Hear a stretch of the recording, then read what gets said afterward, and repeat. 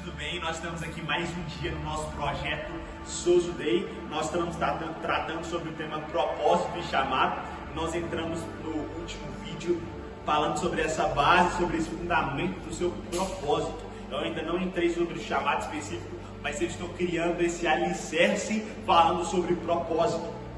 Eu citei para você um capítulo de Efésios, no versículo 1 e no capítulo 1, versículo 4 até o versículo 6. Hoje nós iremos entrar em 1 Coríntios capítulo 1, versículo 9, que diz assim: Fiel é Deus, pelo qual fostes chamados à comunhão de seu Filho Jesus Cristo, nosso Senhor. Olha o que ele diz, que você foi chamado à comunhão de Jesus, do seu Filho Jesus. Você foi chamado, ou seja, você foi criado, você foi formado para isso. E para entender o seu propósito, eu gosto sempre de voltar à nossa essência, ao início de tudo. E porque isso vai dar bastante clareza do porquê, do onde e do como foi feito, para que nós entendamos hoje. E sabe, é interessante voltar ao livro dos começos, ao livro de Gênesis, que significa literalmente o livro dos começos, para a gente entender um pouco do nosso propósito. Em Gênesis capítulo 1, versículo 26, que Deus diz? Deus diz: façamos um homem à nossa imagem, conforme a nossa semelhança. Tenha ele domínio sobre as aves do céu, tenha ele domínio sobre os répteis que rastejam sobre a terra, e tenha ele domínio sobre os peixes do mar.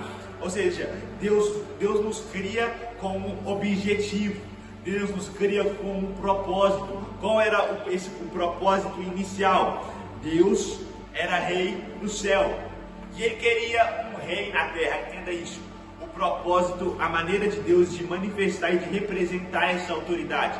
Deus criou um famoso embaixador. Ele era rei no céu e ele queria que, do mesmo jeito que ele reina no céu, que ele é soberano no céu, como é a vontade de Deus no céu? A vontade de Deus no céu é perfeita, é completa. Então ele cria a terra. Só que Deus, ele pode estar em todo lugar, mas ele queria que alguém governasse a terra, e esse alguém fosse representante dele. Ele queria que esse alguém que governasse a terra fosse representante dele. Então ele cria Adão. Adão é seu filho, Adão veio dele, como a própria Bíblia diz, ele é a imagem de Deus e a semelhança de Deus.